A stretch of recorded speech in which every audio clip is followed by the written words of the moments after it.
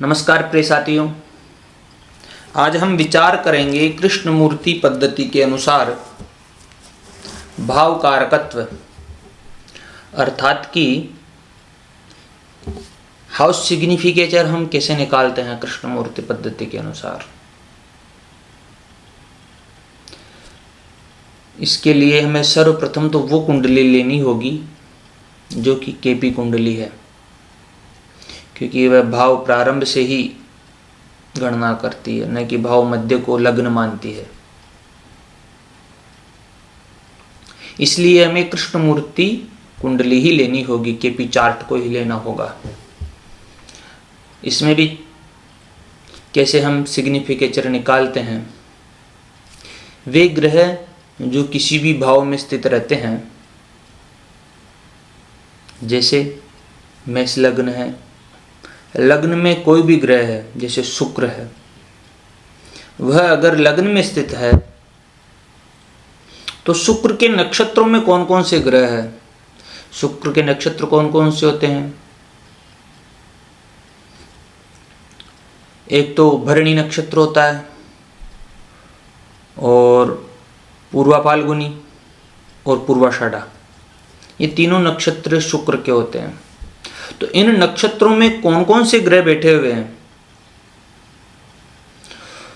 तो वो लग्न के संकेतक हो जाते हैं। अब दूसरे नंबर पे वे ग्रह आते हैं जो भाव में स्थित रहते हैं, जैसे लग्न में शुक्र है तो शुक्र भी लग्न का कारक हो गया। तीसरे वे ग्रह आते हैं जो भाव के स्वामी के नक्षत्रों में, जैसे मेष लग्न में लग्न का स्वामी हो जाते हैं मंगल, तो मंगल के नक्षत्र कौन से हैं? मृगशिरा हुआ, चित्रा हुआ, धनिष्ठा हुआ। तो इन नक्षत्रों में कौन कौन से ग्रह बैठे हुए हैं, वह भी लग्न के संकेतक हो जाते हैं। और एक स्वयं मंगल जो भाव के स्वामी है, तो यह भी लग्न के संकेतक हो जाते हैं। तो आओ मैं आपको समझाता हूं लैपटॉप में कि कैसे हम जानते हैं, कैसे निकालते हैं। तो मैं आपको बता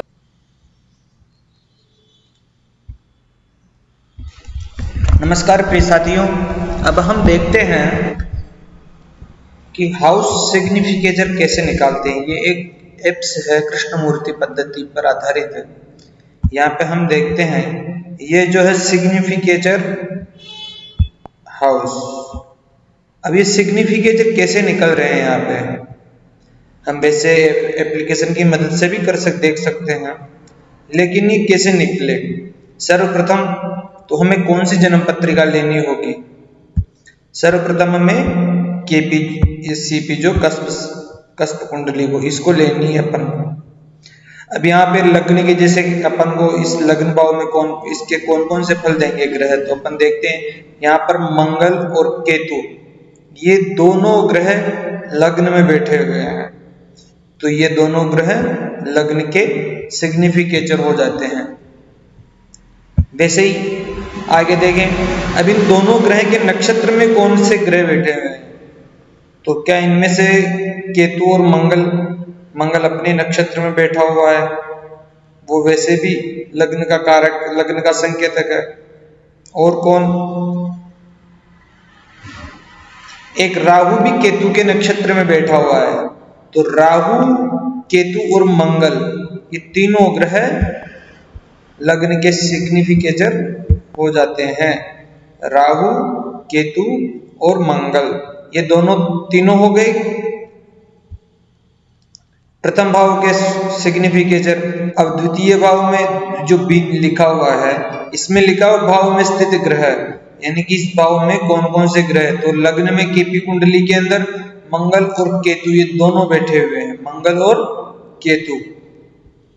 अब तीसरे यहां पर भी इसमें नहीं दे रखा है, लेकिन यहां पर भी होने चाहिए भाव में स्थित, यानी कि भाव, जिस भाव के जो स्वामी है उसके नक्षत्रों में, यानी कि अपन को यहाँ के स्वामी बुध है, तो इसके नक्षत्रों में कौन से ग्रह बैठे हुए हैं, इसके नक्षत्र में कौन से ग्रह है, तो बुध के नक्षत्र में कौन से ग्रह बैठे हैं, यहाँ पे देखिए बुध के नक्षत्र में शुक्र बैठे हुए आश्लेषा नक्षत्र में, बुध के नक्षत्र में शुक्र बैठे हुए हैं, तो हमें यहाँ पर लग्न के कारक,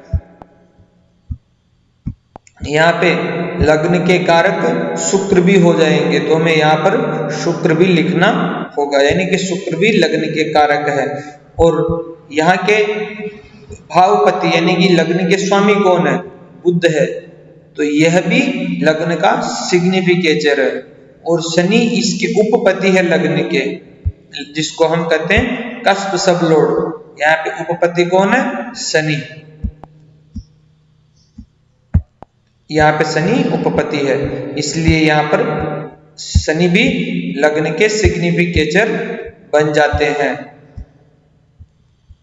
शनि यहाँ पे देख सकते हैं आप, लग्न के उपपति है, यानी कस्प सब लॉर्ड यहाँ पर शनि है। अब आगे देखें, द्वितीय भाव के कारक कौन कौन से हैं?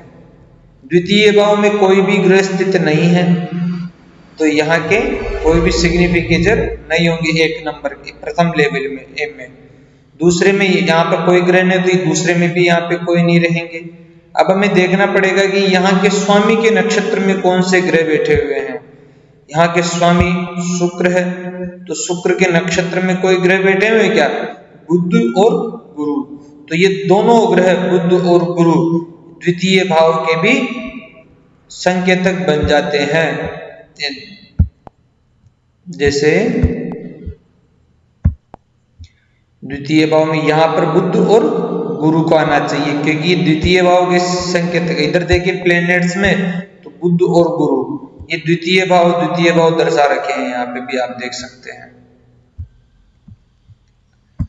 अब आगे, यहाँ के स्वामी स्वयं शुक्र है, यहाँ के स्वामी स्वयं शुक्र है, और द्वितीय भाव के उपपति है केतु, तो शुक्र और केतु भी द्वितीय भाव यानी कि हाउस इसके संकेतक बन जाते हैं, शुक्र और केतु। तो हमें ऐसे देखना होगा कि किस भाव के कौन कौन से ग्रह संकेतक है, कारक है।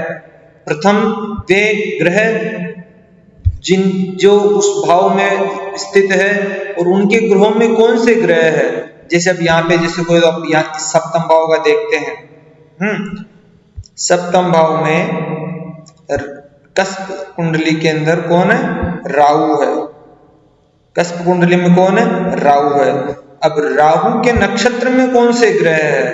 तो राहु के नक्षत्र में ये शतभिषा नक्षत्र में शनि है, तो सप्तम भाव का सबसे ज्यादा जो प्रभाव डालेगा वह शनि डालेगा, इसलिए शनि यहाँ पर सिग्निफिकेचर हो गए सप्तम भाव के। प्रथम अत्यधिक बली जिसको हम कहते हैं, ये सबसे ज्यादा फल देंगे यहाँ के। फिर भाव में स्थित ग्रह, तो भाव में स्थित राहु है, तो राहु भी यहाँ के फल देंगे। अब यहाँ पे कह रहे हैं भाव के कस्प स्वामी यानी कि सप्तम भाव का स्वामी कौन बनता है? तो गुरु। गुरु के नक्षत्र में कौन कौन से ग्रह है? तो गुरु के नक्षत्र में कोई भी ग्रह नहीं है। अब यहाँ के स्वामी गुरु है एक, तो वो भी यहाँ के स्वामी बन जाते हैं, यहाँ के सिग्निफिकेटर बन जाते हैं। तो गुरु और गुरु दोनों ही गुरु ही आ रहा है। देखें सप्तम भाव लास्ट में गुरु और गुरु दोनों यहीं पे, यही क्योंकि सप्तम भाव के स्वामी भी गुरु है और सप्तम भाव के कस्प सब लॉर्ड भी गुरु है, इसलिए हम ऐसे कृष्ण मूर्ति पद्धति के अनुसार यह निर्धारित कर सकते हैं कैसे कस्प सब लॉर्ड निकाले जाते हैं। धन्यवाद मित्रों।